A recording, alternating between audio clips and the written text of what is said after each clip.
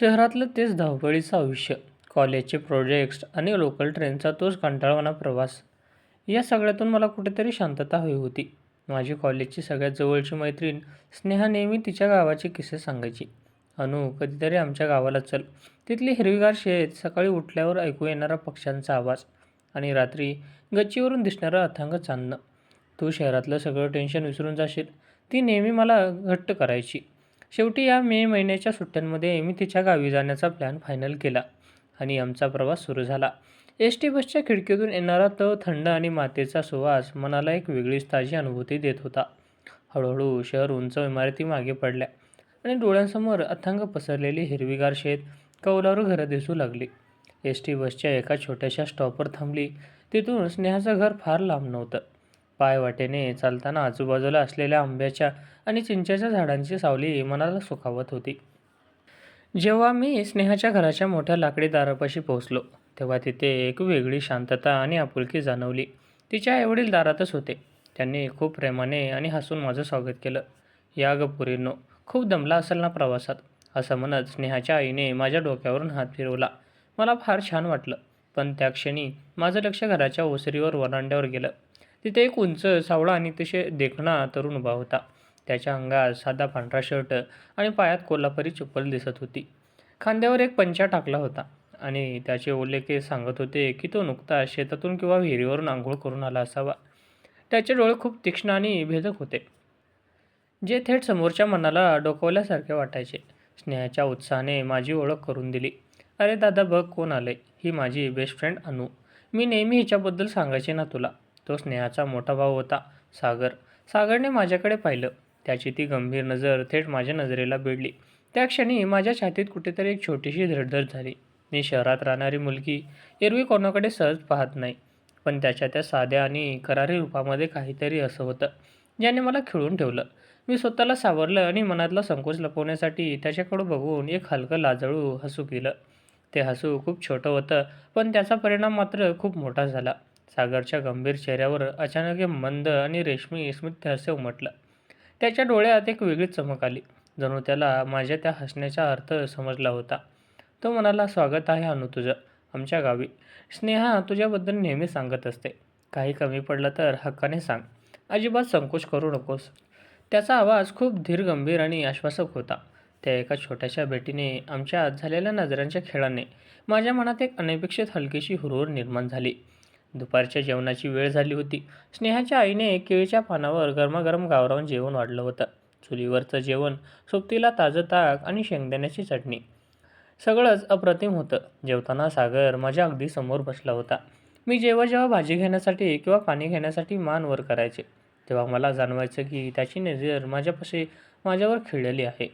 तो मला चोरून पाहत होता आणि जेव्हा आमची नजरानजर व्हायची, तेव्हा तो नजर न हटवता फक्त मंद गालात हसायचा. त्याच्या या वागण्याने माझं जेवणावरचं लक्ष उडू लागलं. माझ्या मनात विचार येत होता, हा माझ्याकडे असा का बघतोय? माझ्या चेहऱ्यावर काही लागलंय का? की माझं दुपारी हसणं याला आवडलं असेल? शहरातल्या मुलांची फ्लर्टिंग करण्याचे मार्ग वेगळे असतात, पण सागरची ही गावरान, शांत आणि तितकीच तीव्र पद्धत माझ्या थेट मनाला भिडत होती. जेवण झाल्यावर आम्ही दोघं स्नेहाच्या खोलीत विश्रांतीला गेलो, पण माझं मन मात्र तिथेच नव्हतं. खिडकीतून बाहेर पाहताना मला अंगणात सागर कुणाशी तरी बोलताना दिसत होता. त्याची ती चालण्याची डब, त्याचे ते बोलणं सगळं माझ्या मनाला घर करत होतं. "काय गानू, कुठे हरवलीस? गाव आवडलं की नाही?" स्नेहाने मागून येऊन माझ्या खांद्यावर हात ठेवत विचारलं. "हो, गाव खूपच सुंदर आहे स्नेहा, आणि इथली माणसंही खूप भारी आहेत." मी मनात सागरचा विचार करत आणि चेहऱ्यावर दाखवून देत म्हणाले. संध्याकाळ झाली तशी गावातली शांतता अजून वाढली. पक्षी आपल्या घरट्याकडे परतत होते.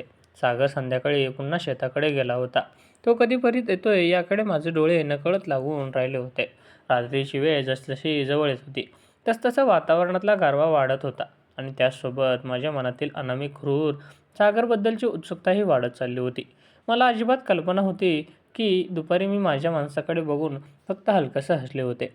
तो सागर रात्रीच्या अंधारात माझ्या भावनांचा असा काही ताबा घेणार आहे, ज्यामुळे माझी संपूर्ण रात्र बेचैन वेडी होणार आहे. संध्याकाळ ओसरली आणि गावाकडच्या अंधाराची चादर पसरू लागली. शहरात जशी रात्री 9-10 वाजता गाड्यांचा आणि दिव्यांचा झगमगाट असतो, तसं इथे अजिबात नव्हतं. इथे रात्रीच्या शांततेला एक वेगळा सुवास आणि गूढता होती. हवेत हलकासा गारवा जाणू लागला होता आणि दूर कुठेतरी रातकिड्यांचा किरकिर आवाज शांततेला छेदत होता. रात्रीचे 8:30 वाजले असतील. स्नेहाच्या आईने चुलीवर गरमागरम भाकरी आणि पिठलं बनवलं होतं. जेवणाचा सुवास संपूर्ण घरात दरवळत होता. "अनु, स्नेहा, चल ग पोरींनो, जेवायला बसा," आईने ओसरीवर बसूनच आवाज दिला. आम्ही दोघी बाहेर आलो. तिथे जमिनीवर सुंदर पाट मांडले होते.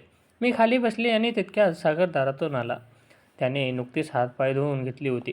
त्याच्या चेहऱ्यावर पाण्याचे थेंब चमकत होते. तो बरोबर माझ्या समोरील पाटावर येऊन बसला. आमची नजर पुन्हा एकदा एकमेकांना भिडली. दुपारी जे हसू आमच्या दोघांमध्ये देवाणघेवाण झालं होतं, त्याची एक सुप्त आठवण अजूनही त्या नजरेत जिवंत होती. जेवण सुरू झालं. गावाकडचं जेवण थोडं तिखट असतं, त्यामुळे 2 घास खाल्ल्यावर माझ्या नाकातून आणि डोळ्यातून पाणी यायला लागलं. मी तिकटाने हुश करू लागले. सागरने ते लगेच ओळखलं. तो चटकन उठला आणि त्याने तांब्यावर पाणी थंड माझ्या पुढे धरलं. "हे घे अनु, पाणी पी. आमच्याकडचं तिखट जरा जास्तच जहाल आहे. शहरातल्या लोकांना सवय नसते ना." तो अगदी मनापासून काळजी पडून म्हणाला. "थँक्यू." मी पाणी पिता पिताच त्याच्याकडे पाहिलं. त्याचा तो काळजीयुक्त चेहरा पाहून माझ्या मनात त्याच्याबद्दल आदर अजूनच वाढला. जेवण आटोपली. घरात उकाडा जरा जास्तच होता, कारण दुपारची गरम हवा अजूनही भिंतीमध्ये साठलेली होती. स्नेहा म्हणाली, "अनु, घरात खूप उकडतंय ग. आपण एक काम करूया. आज रात्री वर गच्चीवर झोपायला जाऊया. तिथे मस्त गार हवा असते." मलाही तिची कल्पना आवडली. आम्ही दोघी वर गच्चीवर गेलो. गच्चीवर आधीच 2-3 लाकडी खाट्या टाकलेल्या होत्या. सागर तिथे आधीच हजर होता. तो खाट्यांवर गाद्या आणि चादरी नीट अंथरून होता. अन्नाचा प्रकाश गच्चीवर पडला होता, ज्यामुळे सगळं वातावरण कल्पनेपेक्षा जास्त रोमॅन्टिक वाटत होतं. "दादा, आम्ही या बाजूला खाटेवर झोपतो," स्नेहाने एका खाटेवर बोट दाखवत म्हटलं. सागरने मान डोलावली आणि तो बाजूला खाटेवर जाऊन बसला. प्रवासाच्या थकव्यामुळे स्नेहाने खाटेवर पडल्या पडल्या 5च मिनिटात गाढ झोप लागली. तिची अंगाई घालणारा तुझा श्वास संत चालू झाला, पण माझ्या डोळ्यातून झोप पार उडाली होती. मी पाठीवर झोपून वर अथांग पसरलेलं आकाश पाहत होते. शहरात कधी अशा चांदण्या पाहायला मिळत नाहीत. मी त्या निसर्गाच्या सौंदर्यात हरवून गेले होते. पण अचानक मला जाणवलं की शेजारच्या खाटेवरून कुणीतरी माझ्याकडे एकटक पाहते. मी हळूच मान फिरून पाहिलं. सागर खाटेवर टेकून बसला होता आणि त्याचे ते तीक्ष्ण काळेभोर डोळे फक्त आणि फक्त माझ्यावर खिळलेले होते. चांदण्याच्या प्रकाशात त्याचा तो सावळा करारी चेहरा आणि त्याचे ओठ खूपच आकर्षक दिसत होते. आमची नजरानजर झाली. यावेळी मी नजर हटवली नाही आणि त्यानेही नाही. त्या शांत रात्री आमच्या दोघांमधील अंतर फक्त काही फुटांचे होते, पण मनातील अंतर मात्र झपाट्याने कमी होत चालले होते. "झोप नाही आली का अनु?" सागरने अगदी दबलेल्या गंभीर आवाजात विचारलं. त्याचा आवाज त्या शांत रात्री माझ्या कानात एखाद्या संगीतासारखा गुंजला नाही. "शहरात एवढ्या शांततेत सवय नाही ना. आणि हे आकाश किती सुंदर दिसते इथे." मी मनातली धडधड लपवत हळू आवाजात उत्तर दिले. "शहरातल्या गोष्टी सुंदर असतील, पण गावाकडची ही शांतता माणसाला स्वतःच्या जवळ आणते." सागर हळूच म्हणाला. त्याचे शब्द साधे होते, पण त्यात एक वेगळीच खोली होती. तो उठला आणि हळूच पावलांनी माझ्या खाटेच्या दिशेने येऊ लागला. गच्चीवरचा वारा आता अजूनच गार झाला होता. तो जसजसा माझ्याजवळ येत होता, तसतशी माझ्या छातीतील धडधड इतकी वाढली की मला वाटलं सागरलाही माझ्या हृदयाचे ठोका ऐकू जाईल. त्याने माझ्या अगदी जवळ येऊन खाटेच्या एका कोपऱ्यावर आपली जागा घेतली. "अनु," त्याने माझं नाव इतक्या रसरशीत आणि प्रेमळपणे घेतलं की माझ्या अंगावर शहार आला. मी फक्त त्याच्याकडे पाहत राहिले, काही बोलू शकले नाही. दुपारी मी त्याच्याकडे बघून जे हलका हसले होते, त्याने सागरच्या मनात माझ्याबद्दलची उत्सुकता आणि ओढ किती वाढली होती हे त्याच्या डोळ्यात स्पष्ट दिसत होतं. रात्रीचा मध्यकाळ जवळ येत होता. हवा अधिकच थंड होत चालली होती आणि आमच्यातील भावनिक आकर्षण आता एका वेगळ्याच टोकावर पोचायला तयार झालं होतं. मला समजत नव्हतं की मी तिथून उठून जावं की त्याच्या त्या नजरेत खेळावं, स्वतःला वाहून द्यावं. रात्रीचे 12-12:30 वाजले असतील. पूर्ण गाव झोपलेलं होतं. फक्त अधूनमधून कुत्र्याचा भुंकण्याचा आवाज शांततेचा भंग करत होता. गच्चीवरचा वारा आता चांगलाच गार झाला होता. स्नेहा तिच्या विश्वात गाढ झोपलेली होती, पण माझं विश्व मात्र पूर्णपणे बदलत चाललं होतं. सागर माझ्या खाटेला कडेला बसला होता. त्याचं अस्तित्व मला इतकं तीव्रतेने जाणवत होतं की माझ्या आजूबाजूला एक वेगळंच चुंबकीय वलय तयार झाल्यासारखं वाटत होतं. माझ्या अंगावरची पातळ चादर खाटेच्या खाली पडली होती. मला थंडी वाजत होती, पण उठून ती घ्यायची हिंमत होत नव्हती, कारण सागरची नजर माझ्या चेहऱ्यावर खिळलेली होती. मी थोडी हालचाल केली तर कदाचित तो दचकून दूर जाईल, अशी मला भीती वाटत होती. मी अस्वस्थ होऊन थोडं खाली वाकले. तितक्यात सागरने माझ्या हाताला स्पर्श केला. त्याचे ते मजबूत कष्टाळू हात माझ्या हाताला लागताच एक हलकी कळ माझ्या काचात उमटली. "थांब, मी देतो," तो अगदी हळू आवाजात म्हणाला. त्याने खाली वाकून चादर उचलली आणि माझ्या अंगावर घातली. चादर घालताना त्याचा हात चुकून माझ्या गालाला स्पर्श करून गेला. तो स्पर्श नुसता स्पर्श नव्हता, तर ती एक जिवंत वीज होती, जी माझ्या शरीरात आरपार गेली. माझा श्वास काही क्षणांसाठी पूर्णपणे थांबला. मी वर पाहिलं तेव्हा सागरची नजर माझ्या ओठांवर आणि डोळ्यांवर फिरत होती. "खूप थंडी वाजते का तुला?" त्याने विचारलं. त्याचा आवाज आता खूप जास्त जवळून येत होता. "नाही, ठीक आहे," मी अडखळत म्हणाले. तो थोडा अजून जवळ आला. त्याने माझा हात हातात घेतला आणि हळूच दाबत म्हणाला, "अनु, खरं सांगू? दुपारच्या त्या तुझ्या छोट्याशा हसण्याने मला रात्रभर शांत झोपू दिलं नाही. शहरातल्या मुली सहसा आमच्यासारख्या गावाकडच्या कडे लक्ष देत नाहीत. पण तुझं ते हसू, त्यात काहीतरी असं होतं, ज्याने मला आज इथपर्यंत तुझ्यावर खेचून आणलं." त्याच्या त्या बोलण्याने माझं मन भारावून गेलं. मी काहीही लपवू शकले नाही. सागर शहरातली मुलगी असले तरी माझं मन इथल्या साधेपणाला अडकलंय. आणि कदाचित कदाचित तुलाही आता कळलं असेल की त्या हसण्यामागे फक्त औपचारिकता नव्हती. मी माझ्या भावना मोकळेपणाने मांडल्या. सागरला हे ऐकून जणू काही नवा आत्मविश्वास मिळाला. त्याने माझा हात हातात अजून घट्ट धरला. तो माझ्या इतक्या जवळ आला होता की त्याचा श्वास माझ्या गालांवर जाणवत होता. तो श्वास खूप उबदार आणि सुगंधित होता.